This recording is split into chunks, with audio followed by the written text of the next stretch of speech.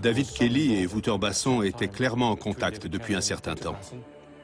Quels étaient les liens entre David Kelly et le docteur Lamore? Et que penser des informations reçues par Dresch à propos d'un ancien chercheur du projet COAST qui aurait tenté de vendre aux États-Unis des stocks de bacilles du charbon et d'autres agents fabriqués à l'époque de l'apartheid? Est-il vrai que le bacille du charbon est en vente au marché noir? Pour le savoir, je dois aller en Afrique du Sud.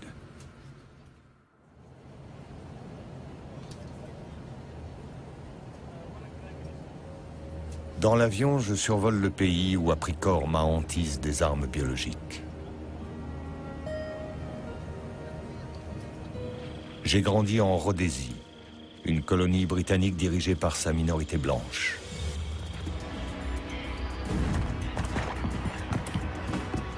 Quand j'ai eu 18 ans, dans les années 70, une véritable guerre civile faisait rage dans le bush. Les nationalistes noirs avaient pris les armes pour conquérir leur liberté. Les Blancs étaient déterminés à se maintenir au pouvoir à tout prix. En fait, nous refusions de laisser la Rhodésie aux mains de la majorité noire. Et il y avait une raison pour ça. Ce n'était pas juste du racisme.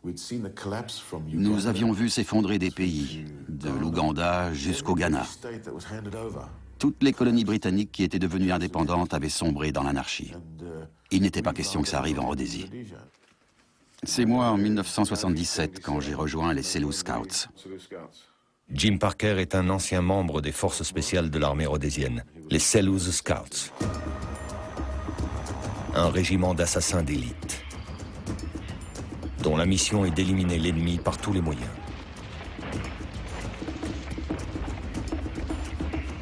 Jim Parker a écrit un livre dans lequel il révèle les activités secrètes de cette unité de lutte contre l'insurrection.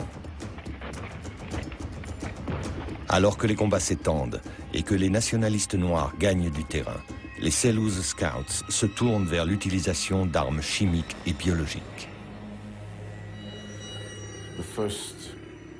La première fois que j'ai entendu parler du bacille du charbon, c'était lors d'une mission à Wenki. Avec le médecin sur place à l'époque, on bavardait de choses et d'autres et il m'a dit « On a répandu le bacille du charbon dans la région de Nkayi et de Lupan. » En tout, il y a eu plus de 10 000 personnes qui ont été contaminées cette année-là. Un chiffre sans précédent et qui n'a jamais été révélé. Aujourd'hui encore, beaucoup nient que l'épidémie de charbon en Rhodésie, la plus importante jamais observée, ait été provoquée délibérément. Jim Parker est le premier membre des Selous Scouts à admettre publiquement que cela a pourtant été le cas. Pour finir, toute la Rhodésie, qui s'appelle aujourd'hui le Zimbabwe, a été contaminée.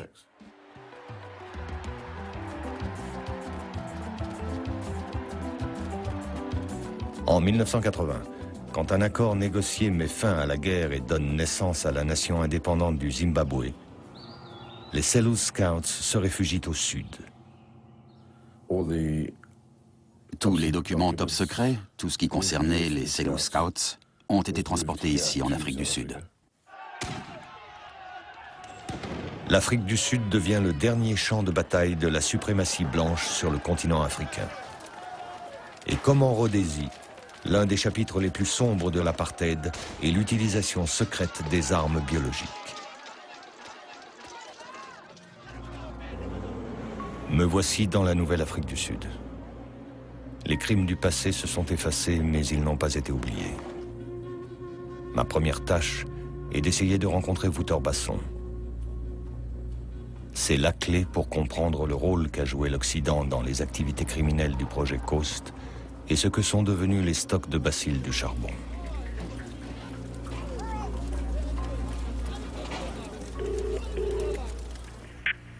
Service des consultations, bonjour. Bonjour, Bob Cohen à l'appareil. Puis-je parler au docteur Basson? Il est avec un patient. Il peut vous rappeler? Le docteur Lamore ne s'est pas exprimé en public depuis plus de 5 ans. Ma démarche a peu de chances d'aboutir. Basson mène une vie bien rangée et ne paraît pas le moins du monde affecté par son sinistre passé. À l'époque de l'apartheid, Basson était le cerveau du projet Coast, qui s'inspirait de l'expérience rhodésienne. Caché derrière des sociétés écrans et des comptes offshore, soutenus par certains services secrets étrangers, les monstrueuses activités du projet Coast n'ont émergé qu'après la chute du régime blanc. I now declare that the hearing of the Truth and Reconciliation Commission is now in session. En 1996, la commission Vérité et Réconciliation est mise sur pied pour permettre aux victimes de l'apartheid de témoigner. Elle encourage aussi les anciens membres des services de sécurité à confesser publiquement leurs crimes en échange d'une amnistie. Les enquêteurs de la commission découvrent les documents secrets du projet Coast, dissimulés par Basson.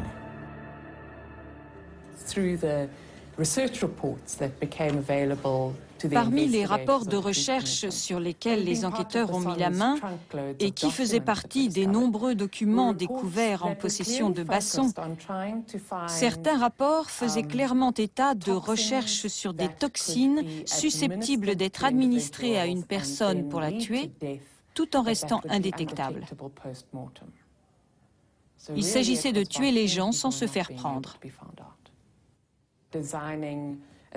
Ils avaient conçu des armes mortelles, les gadgets classiques des espions, comme des parapluies à la pointe empoisonnée, projetant des capsules en polycarbonate qui libéraient un poison dans le sang de la victime, la tuant sans laisser de traces. Contrairement aux autres scientifiques du projet Coast, Wouter Basson refuse de témoigner. Vous ne voulez pas répondre. En 1999, il est traduit en justice pour répondre de 61 chefs d'accusation, dont meurtre, conspiration de meurtre, fraude, trafic de drogue et propagation volontaire d'une épidémie de choléra. Durant les 3 années de son procès, les témoins se succèdent pour décrire les horreurs commises par le projet Coast sous ses ordres directs. Il est apparu lors des audiences qu'il était aussi lié à un réseau clandestin international bien plus trouble de trafic d'armes chimiques et biologiques. Le 22 avril 2002, au terme de 30 mois de procès, Basson est acquitté de tous les chefs d'accusation.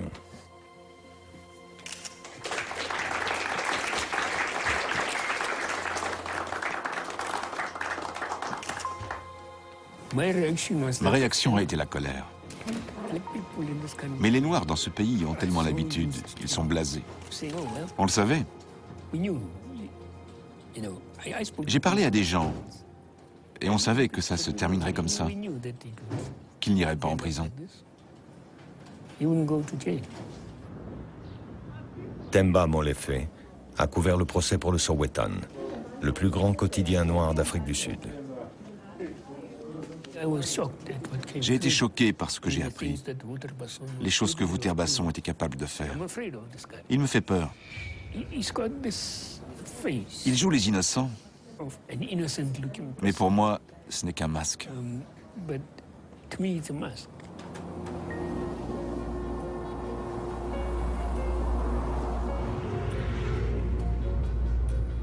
Bonsoir, docteur Basson. Bob Cohen à l'appareil. Je voudrais savoir si vous avez reçu mon mail.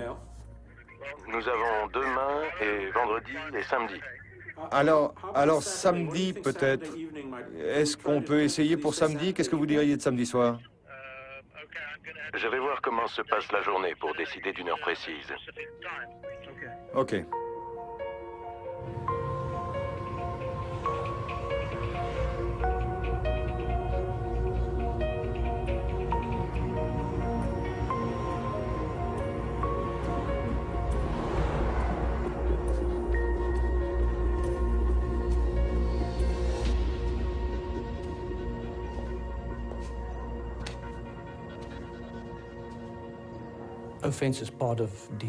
L'attaque fait partie de la défense, il n'y a pas à tortiller.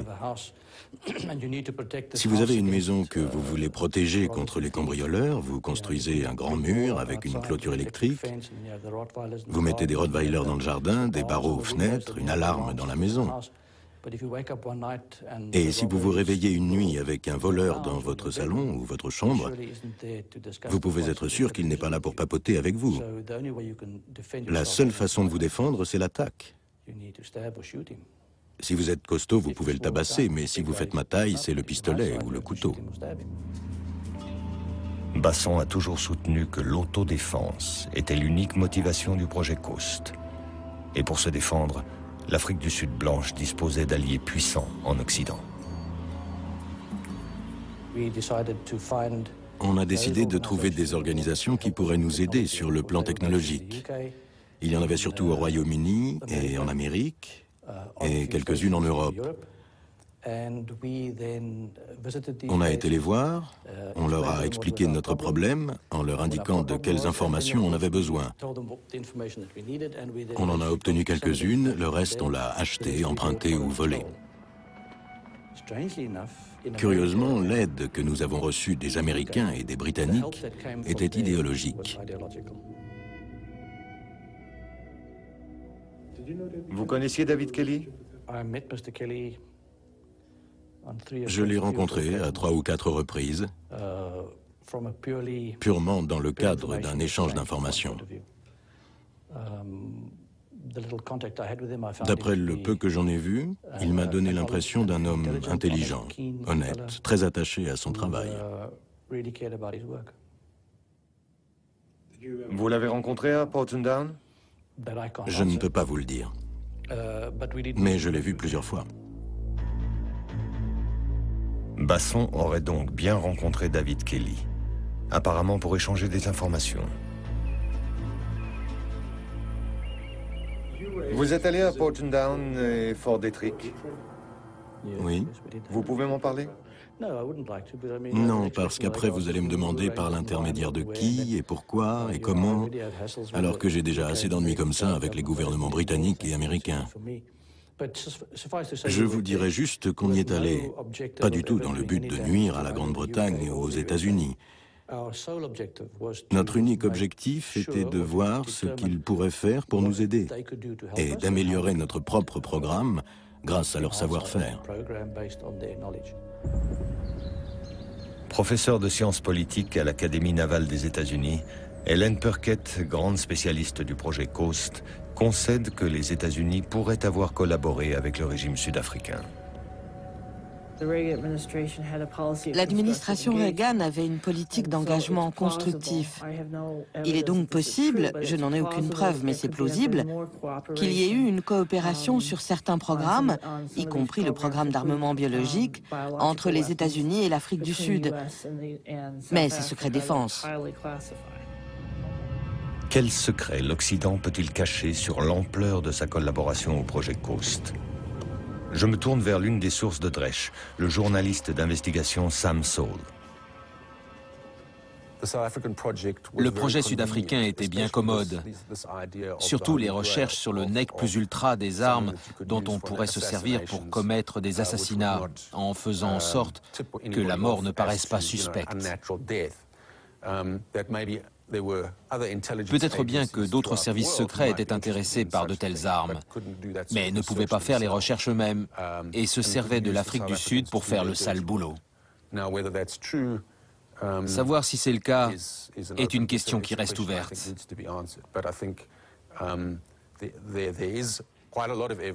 Mais beaucoup d'éléments indiquent que Basson a effectivement reçu l'aide des pays occidentaux. La visite de Larry Ford, par exemple. Larry Ford. Après l'envoi des lettres contaminées, Dresch avait demandé au Congrès américain d'enquêter sur Ford, un microbiologiste californien qui, selon lui, avait été consultant pour la CIA et le projet Coast. Dresch m'oriente vers une autre de ses sources, un agent de sécurité dans un studio de cinéma hollywoodien. Voici Irvine, Californie, un lieu où vos rêves deviennent réalité, même vos cauchemars. Surtout vos cauchemars. Dans les années 80, Peter Fitzpatrick, informateur du FBI, s'était introduit parmi les proches de Larry Ford. Un matin, en 2000, il regardait la télévision. Le docteur Larry Ford et son associé étaient propriétaires de cette compagnie pharmaceutique à Irvine. Ils espéraient gagner des millions avec un suppositoire censé prévenir la transmission du sida. Il y a 2 semaines, tout a changé. L'associé de Ford, James Riley, a reçu une balle dans la tête dans le parking de la société. Il n'est pas mort et la police a axé son enquête sur Ford. Mais avant qu'elle ait pu l'interroger, celui-ci s'est suicidé. Les gens qui connaissaient Larry Ford dans le quartier ignoraient qu'il travaillait sur le programme bactériologique sud-africain. Il manipulait des agents chimiques et biologiques. Il faisait muter des germes. Il les avait perfectionnés à tel point qu'il n'avait pas d'antidote connu. Aucun antidote connu. Tout ça était chez lui et les policiers allaient fouiller la maison. Que faire? Fitzpatrick appelle la police pour la prévenir. Nous avons trouvé 20 à 30 petits bocaux et une bouteille d'1 demi-litre. Nous avons envoyé ces substances à un laboratoire pour des tests. Nous ne savons pas encore de quoi il s'agit. Sur quoi travaillait Larry Ford? Et pour le compte de qui? C'était un type merveilleux, complètement fou. Il débarquait en Afrique du Sud après avoir pris l'avion avec ses poches de pantalon pleines de petites fioles qui contenaient de nouveaux organismes capables, selon lui, de faire des choses merveilleuses. Larry Ford avait fait muter le choléra, la typhoïde, le charbon, le botulisme et la peste bubonique. Et il avait aussi mis au point ce qu'il appelait des germes tueurs de kaffir. Kaffir, en afrikaans, signifie négro. C'était donc des germes qui étaient spécifiquement destinés à tuer seulement les Noirs. En d'autres termes, une arme biologique ethnique. Le projet Coast est-il vraiment allé aussi loin? Dès le début, la mise au point d'un moyen pour maîtriser la croissance de la population noire a été l'un des principaux domaines de recherche. Ces recherches se sont intensifiées à mesure que la population noire augmentait et que les soulèvements devenaient plus violents.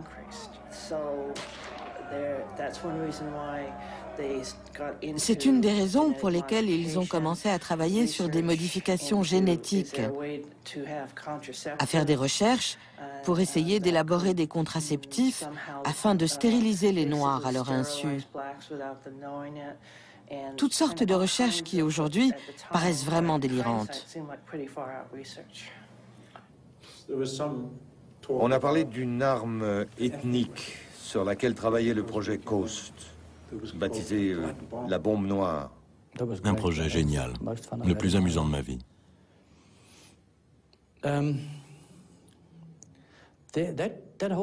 Tout cet épisode de l'arme ethnique a été parfaitement exposé lors du procès.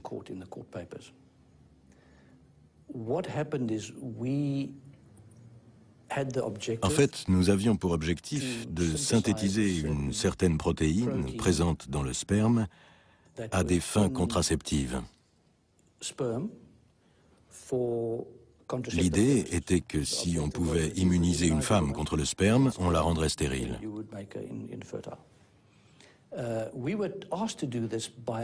Ces recherches nous ont été demandées par un autre pays qui avait un problème d'explosion démographique dans le cadre d'un échange de technologies. Ils nous ont donné certaines choses et nous ont demandé de faire ça pour eux. Je parviens à me procurer le dossier du FBI sur Larry Ford, mais bon nombre de pages ont été censurées pour des raisons de sécurité nationale.